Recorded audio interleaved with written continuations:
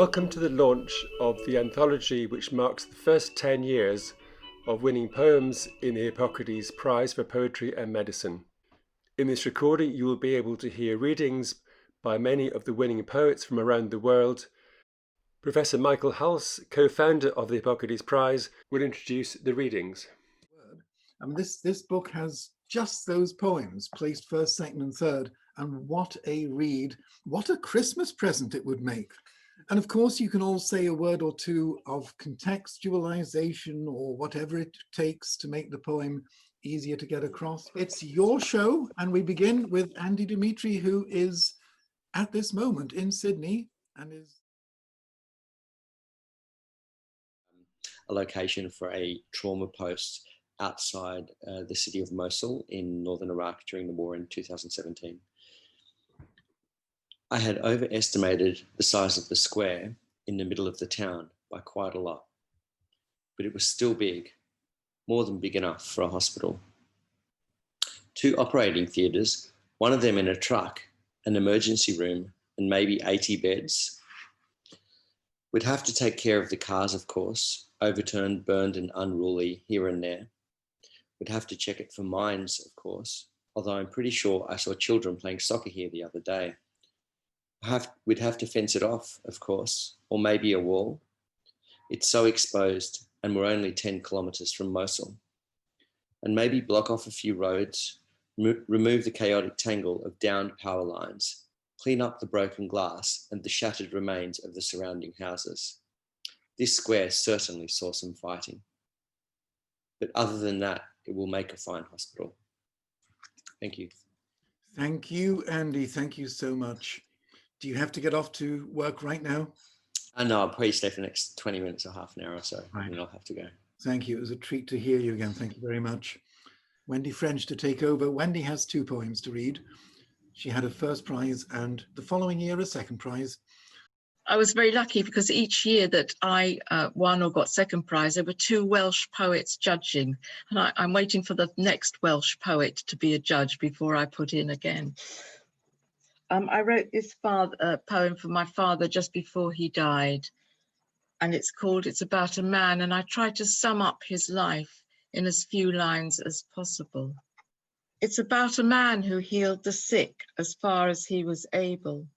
And this is the man who begged for penicillin to cure a child as far as he was able. It's about a man who burnt Fleming's letter when the answer came back, none to spare. And it's about a man who spoke at the funeral as far as he was able.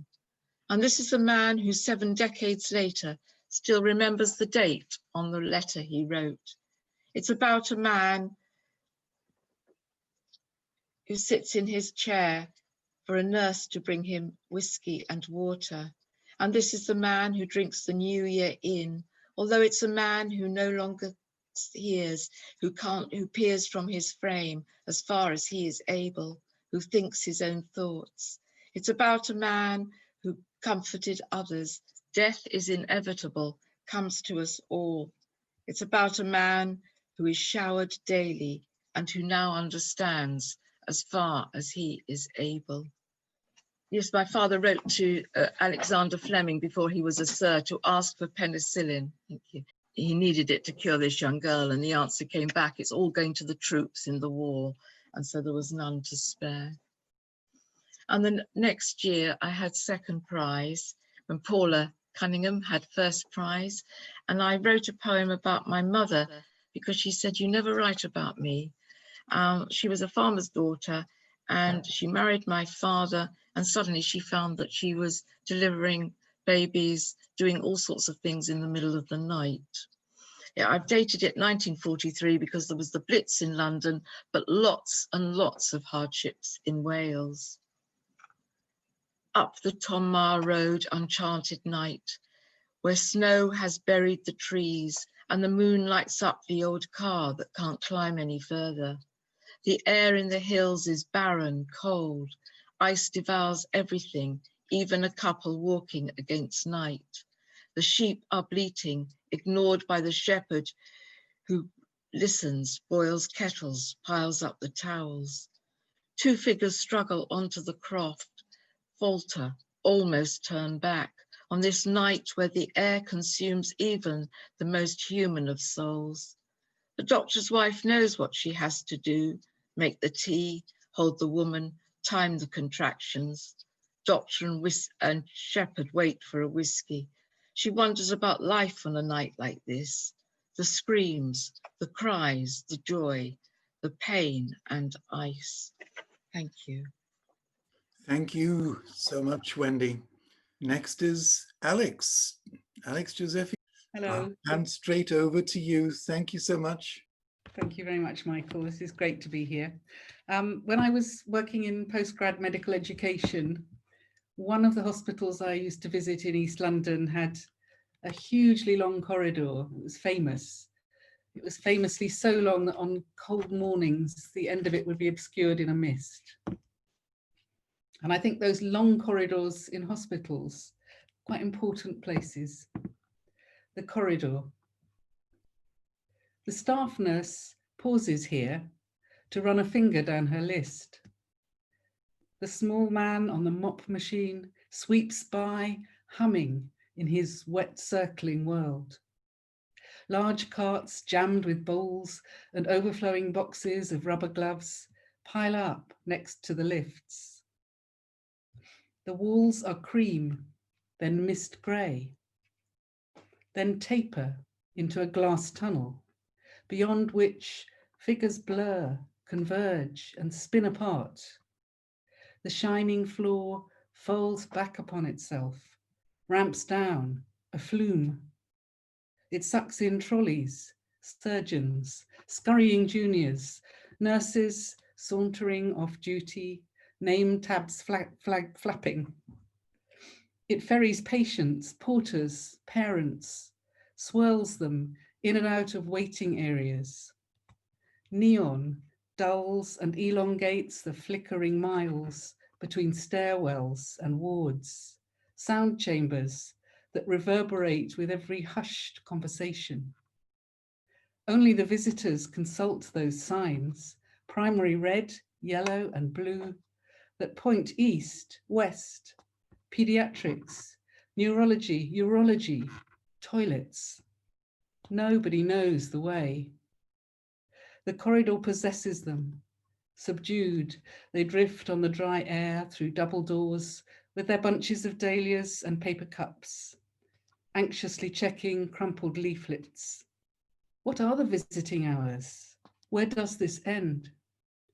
Will they be delivered at last to a bedside in a quiet corner where someone will be sitting up, pale against the pillows, tidying the oranges on a battered green metal fold-down table? Thank you. Oh, that is so perfect. And next, Paula Cunningham. The chief radiographer considers Pierre Curie, who was wont to carry radium in his breast pocket, the red brand on his chest which would never heal, his femurs already aglow, and the dray horse on the narrow street beside Pont Neuf that robbed the white hot lesions of their prize. He sees the powder Mary kept at her bedside, its pretty scintillation as she slept, her own death from leukemia, the damage accruing slowly like a debt, the compound interest in the body's bank. He imagines her fingertips scraping each page, her notebooks, her letters, her cookbooks, yes, that 70 years from her death are housed in lead. How researchers at the Bibliothèque Nationale are required to sign a disclaimer. He's sure of DNA, its ladder and its snakes, how everything unravels and decays. He presses the bright red button again, again. This next poem is called A History of Snow, and I worked for a long time as a dentist working with people with disabilities, and I had to take very careful medical histories, and sometimes I heard the most extraordinary stories, and this poem tries to encapsulate some of that. A History of Snow. It was wild sudden. Her daddy phoned me to work. He said She was that hot, he just had a sheet over her. I felt the heat before I lifted the sheet and seen the rash. You'd never forget that rash. People say to me, how would you know? And I just say, you'd know if you seen it. Purple. The wee spots on these big blotches like birthmarks, everywhere only her face, her wee lady and all. I phoned and they said, do the glass test. I pressed really hard on her bawling, but it didn't change, so we brung her up. There was this old man in the queue, very wheezy. He said to the girl, I want them to see this child before they see me. And within 2 minutes, we're in the ambulance. She was bouncing up and down on the trolley, you wouldn't believe it, like something out of The Exorcist. The doctor come and he told us prepare for the worst. She's a bit of hearing loss, that's all, in big rooms like, but she's grand. They say it'll all come right, the ear adjusts. Her daddy brung her in snow in a lunchbox. She'd never seen it before. They'd pushed her cot right up to the window, the flakes sweeping past like confetti, a bit of a rose in her cheeks, and her all eyes. The cars in the car park were buried in minutes. It was one snowy evening, the whole of the country froze. She'd been in 4 weeks and I mind she was eating an orange, a mandarin one of the nurses had peeled. That's when I knew she really was on the mend. They said if we'd even been 5 minutes later, I think of that old man yet. Thank you. Thank you, Paula. Thank you very much. The next poem should be Sandy Goldbeck Wood. A little bit of fun. Sorry, my computer is doing strange things. So this is a little bit of fun, a little bit of ironic dig at some of the language that we use in medicine. And it's about a syndrome which the World Health Organization International Classification of Diseases describes as a syndrome of the inappropriate secretion of antidiuretic hormone, a condition found in patients diagnosed with small cell carcinoma of the lung, characterized by excessive release of antidiuretic hormone, hyponatremia, and fluid overload. And the poem's called Inappropriate ADH. I'll say, toxic little nodule, insinuating itself into prime position right where the breath comes in, smug as a gatecrasher at a party peddling poison as if the very stuff of honest self-regulation. Small cell, it calls itself, but don't fall for the false modesty.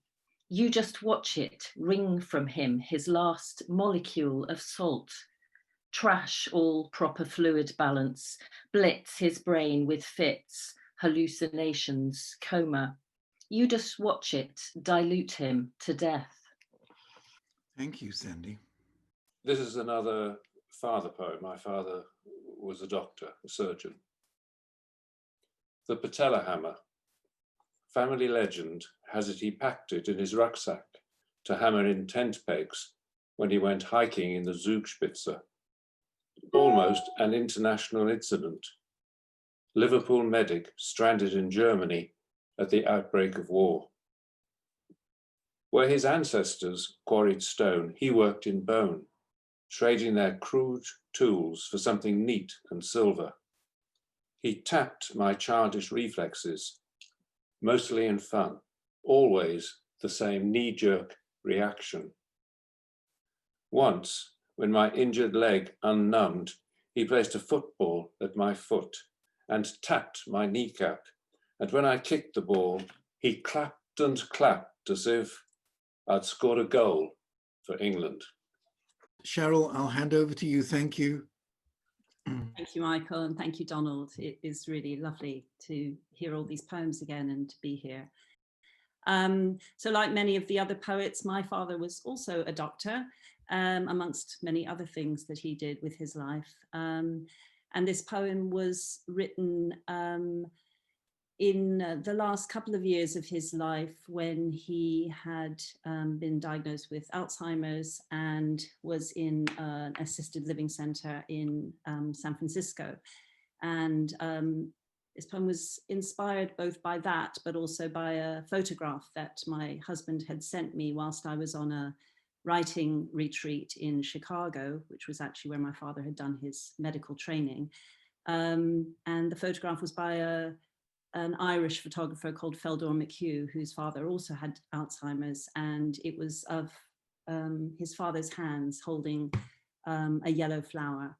And I found it incredibly moving, just looking at the hands. And this poem is called Correspondence with a Care Home. It's important you be put in the picture. I wanted to show you this photograph. Now that he is entering the final stages, my father delicately holding a buttercup. He does not brighten like he used to at visits. He can no longer communicate, but he held. The medication is no longer benefiting him. This flower, and was looking at it so intently. Choosing resuscitation could be futile as I could sense he'd been touched by its beauty, would not return to life in a meaningful way. Thank you, Cheryl. Thank you very much. This is a different New Zealander. This is Johanna Emini, another poet in the second year of the competition. I'm choosing to read it today, the 30th of October 2020, because today the preliminary referendum results came out for New Zealand's end of life choice referendum.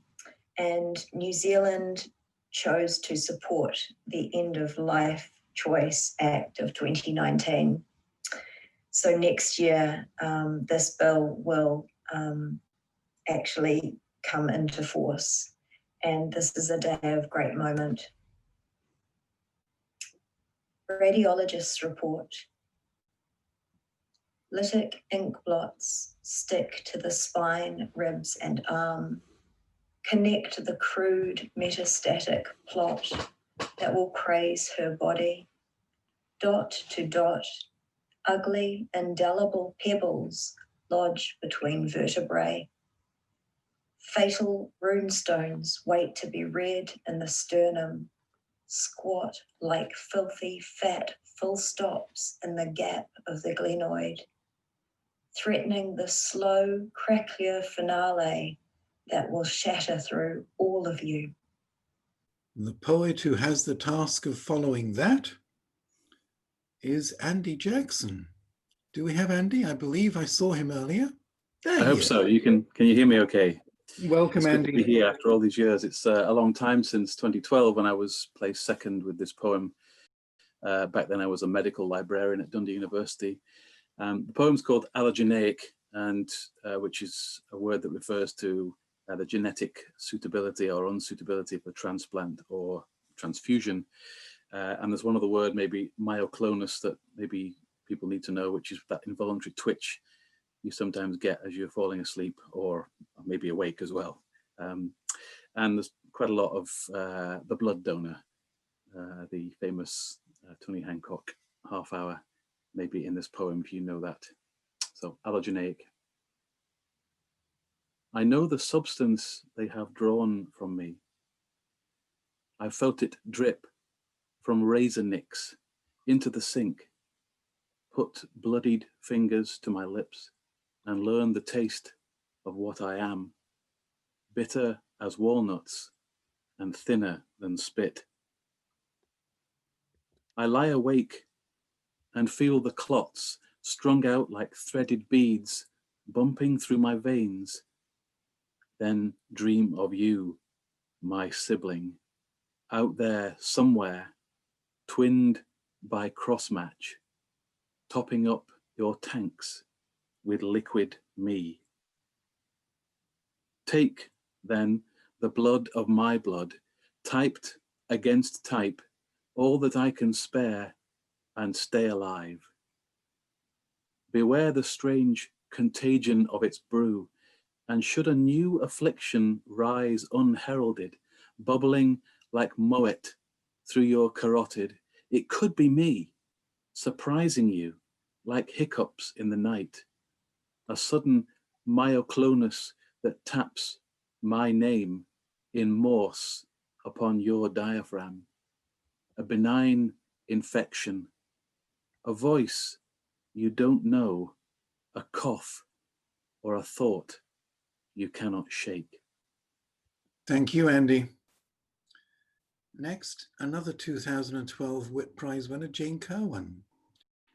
I'm going to read a poem about Ivan Blatny. He was a Czech poet born in 1919, and he escaped in 48 when the communists took over and came to England, and he was a very well-known and valued poet, and they kept coming over to try and get him to go back and hassling him. And he spent the last 30 years in psychiatric hospitals.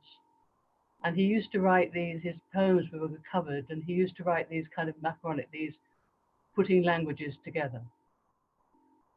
Mr. Blatny perseveres.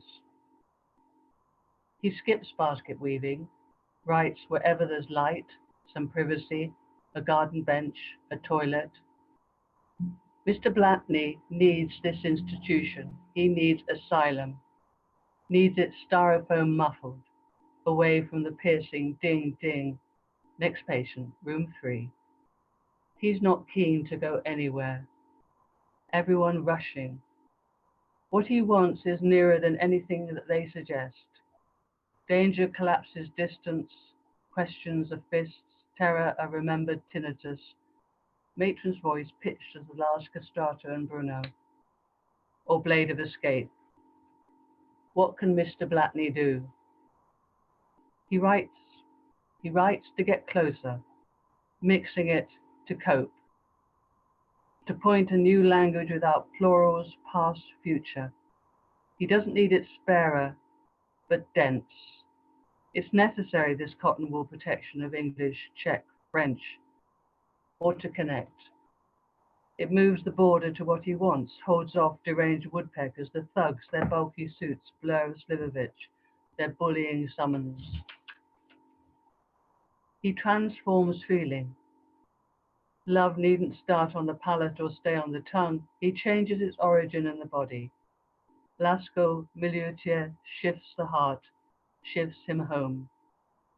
For je n'ai pas peur, he can throw out his arms, away from his folded in plea for sanctuary. Thank you, Jane. And Mary Bush. I wrote this poem. It was inspired by an article that I had read about tissue engineering. And I had read about halfway through the article, and it was citing the different doctors involved in the study and the doctor that led the study. And I realized about halfway through that the doctor leading the study was a woman. And I was shocked at myself for being surprised by that, because I've spent my entire career in technology. As I was reading more about tissue engineering, there are a lot of terms that were used in the process, such as washing an organ scaffold. And an organ scaffold is an existing organ that's been washed of cells, and so just kind of a cartilage structure remains, and new organs can be grown on that scaffold. And the way that the process worked in this particular study was that it was infused with something called broth, that soap was used to wash the scaffold off, and that some of the tissue growth is handled by weaving different cells together, or strands of cells together. And all of those things, of course, combined with my kind of realization that this was a study led by a woman, inspired me to write this particular poem, which is called Woman's Work. To make a heart from scratch, even tiny, mouse-sized, she was surprised to find that soap was best. No chemicals, reagents, electrospinning, bleaching, none of it as good as common soap. The soap was best for flesh. An elegant solution When concentrated in the lab, the steady drip strips the donor heart of once living cells. A lung requires hand washing, the bluish marbled meat dissolved, the pulmonary tree exposed, the delicate hollows symmetrical, alveolar. The liver is simpler, mere reduction, translucent as tallow and ashes. The first soap was gleaned from sacrifice. 1,000 years ago, she would have cast bones and entrails to burn, boiled fat, scrabbled in the fire for cinders. A body is made clean from the flesh of another body. All around her, ghost hearts, ghost lungs, faint superstructures of cartilage glowing like radium. Today, she will deliver life, infusing organ scaffolds with broth, draping small galaxies in a swath of stars, pluripotent tissue cells hung like pale fabric. Not yet stained with rude blood, her mouse heart waits to beat, the lungs to breathe, silent in amniotic glass, dumb life reassembling. Common as birth. She could be making cutwork lace. She could be on her knees to wash the stillborn lamb for rendering. Thank you very much, Mary. Anne Lillian J, with 2 poems. Are you there, Anne? This poem was third in 2013, and my next poem was second in 2015, and I harboured, therefore, the ambition that I might be first in 2017, but it wasn't to be. I consider myself very lucky because I had breast cancer back in 1997, and about 15 years later, I managed to write a little poem that came out of that experience of actually being handed my own slide of my own biopsy and not having at all the sort of feelings that I might have expected to have about it. This poem's so little that I thought that I submitted it as an afterthought, thinking nobody would take it very seriously, but, which just goes to show. So this is biopsy.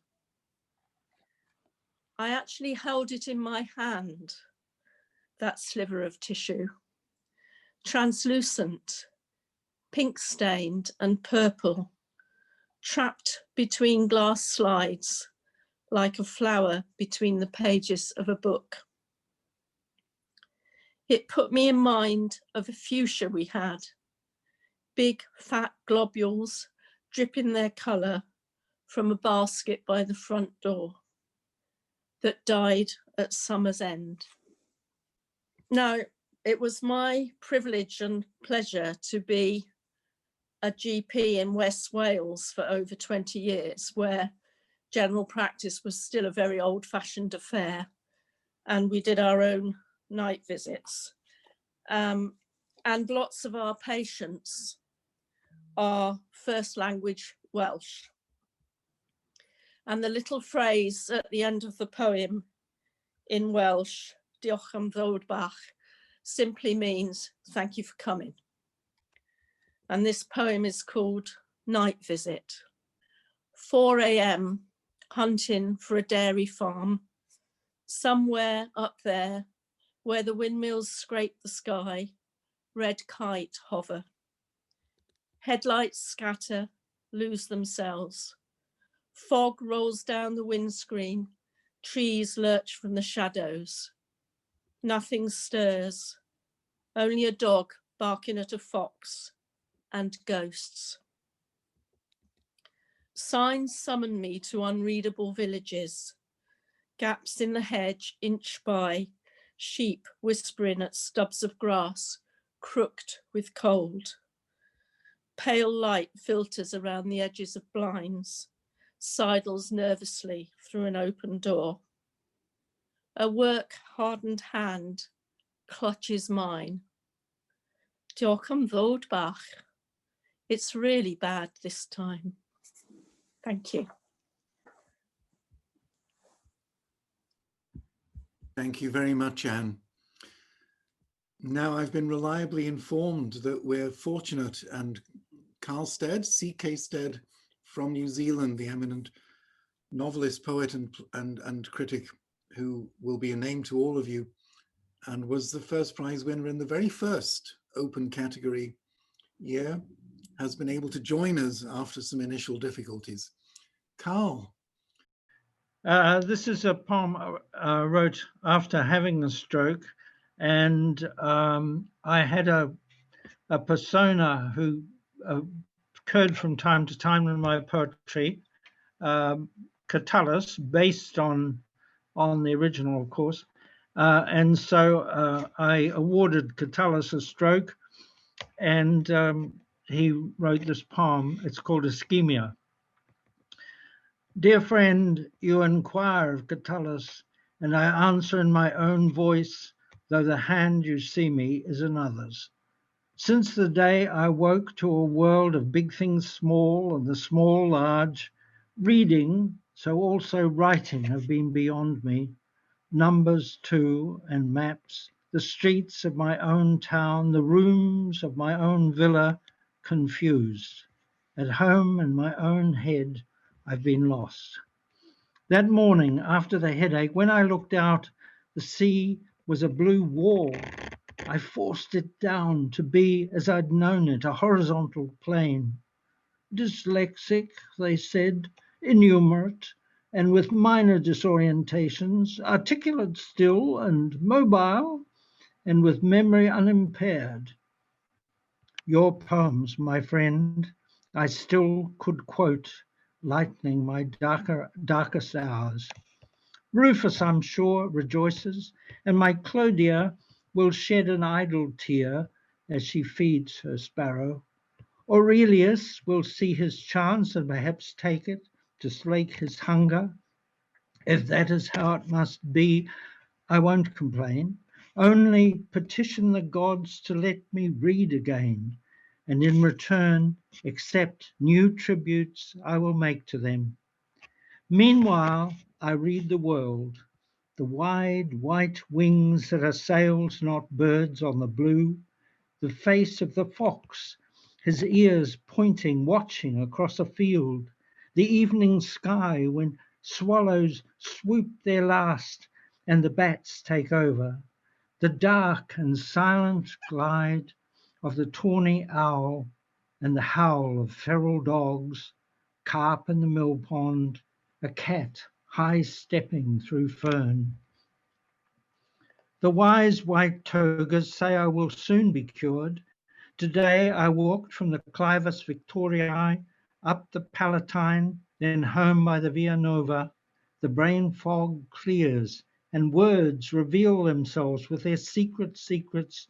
They tell me I have a future. So Clodia should look for me soon in her courtyard, and for herself in poems as yet but shadows. Well, Carl, as you said in the email, it is, quote, such a nice poem. Bella on our program list today follows Anne. Bella, madam, and I can see you. I'm going to read a poem I wrote about my first partner, and I hope basically it speaks for itself. And it's called The New Man. He looks beautiful in his emaciation.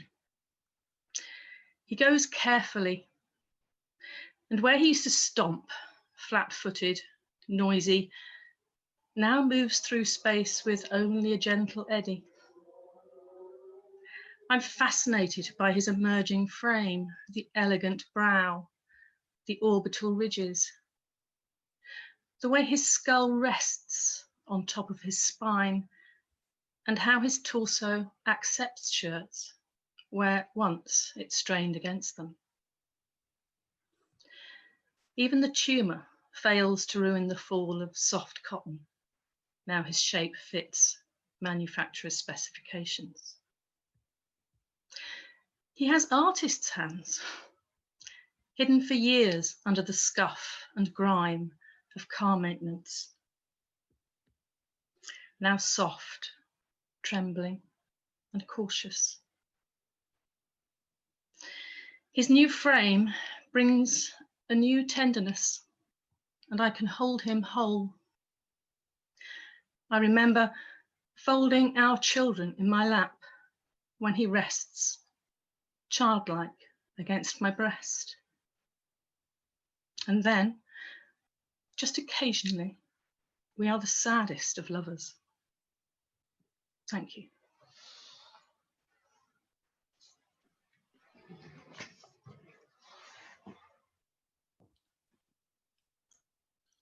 That is so moving, Bella. Next will be Valerie Laws.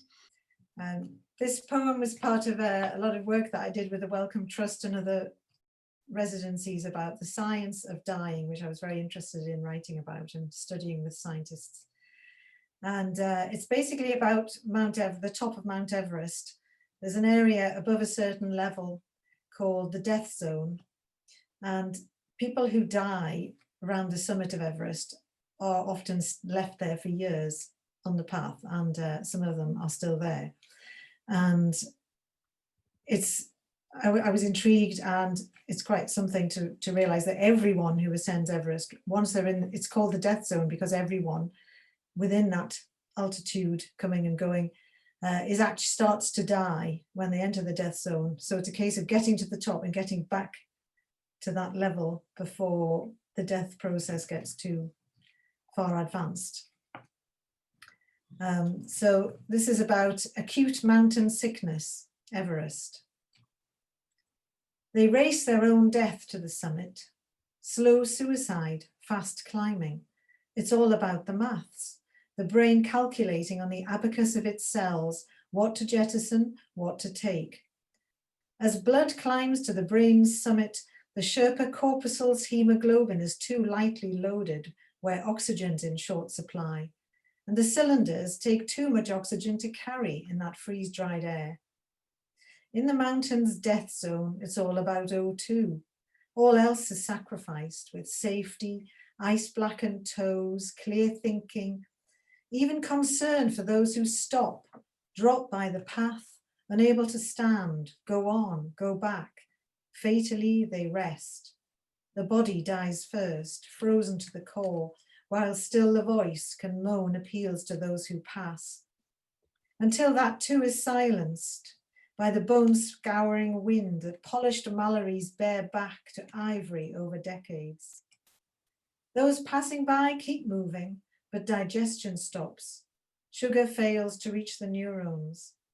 Starved of their spark, but still ionic pumping, they idle, cling to the face of hope that food will come again, that air will fill the lungs, which now fill up with water, as the brain with fluid, edematous, swollen, soggy, carrying the sea inside. Perhaps this mountain sickness is just the body homesick for sea level, where we first breathed air and still belong. Chilled, muddled minds hold fast to one desire, to get there, reach the top. Yes, it's all about the maths, what to give up, what to risk losing, to feel like a winner for a brief moment before the rush to descend back to air with warmth, with life, to where they wouldn't stumble past a dying man or woman, ignoring their last words until the mountain seals their mouths. And so dying climbers pass them in procession through the years, lying in plain sight, long dead, their bright weatherproofs fluttering in the blizzards. They have become waymarkers, warnings. David, Green Boots, Francis, Hannah-Laura, all life in them, even rot, stopped. Some of the descriptions of COVID actually reminded me of that mountain sickness, the lungs filling with fluid and so on. Well. And for our final reading, we're going to Ailsa Holland, who is joining us from the UK. So, this poem is about a few days I spent in Macclesfield Hospital. I don't think I need to introduce it anymore. Weekend. In A&E, there are people who can save your life, but not enough pillows. And the curtains around the cubicle have bruised stripes, and a girl, high on something, or low, is kicking a door and screaming, "Give me my bag!" But they won't, because they think it has a knife in it. And her friend is effing and jeffing, and the police have been called. And a voice booms again, "Can anybody hear me?" On the observation ward, a bag of salt water drips patiently into my veins, and I wonder, when I wake up, will I be a mermaid? And the cubicle curtains are decorated with septic blocks. And the doctor asks questions, and Irene tries to answer. What year it is, what job she used to have. Irene thinks she's doing quite well. She hasn't heard of the Second World War. "What a lot of questions," she says. "Are you self-employed?" When it's time, Rod, the tired staff nurse, takes both my hands and walks with me to the anaesthetist, who says yes, if I think happy thoughts, I will have happy dreams. And I go to a place where the ferns are green, green, and the mosses are lit with water drops, and the sun rains down through the trees like cool kisses. I wake up smiling. In surgical assessment, one of the nurses is crying, and on the curtains there are rectangles with rounded corners, like bacteria or old plasters. And the lady opposite would like some water, but there are no jugs left. And in the night, Mary is sick, and the nurse sits with her and talks so gently, and Ali, who's had cancer and all sorts, massages her sore right heel, because after 2 days on the same ward, they're considerably more than family. Thank you very, very much. Our thanks to all our readers this evening, but also to everyone who's entered for the Hippocrates Prize since we started in 2010. If you'd like to buy a copy of the 10-year anthology, you can do so by going to our website, hippocrates-poetry.org. On the website, you'll also be able to find out more about future sessions of our Poems to Live For series. For more on the Hippocrates Initiative and our Poems to Live For series, please email poet Michael Hulse or physician Donald Singer on hippocrates.poetry@gmail.com.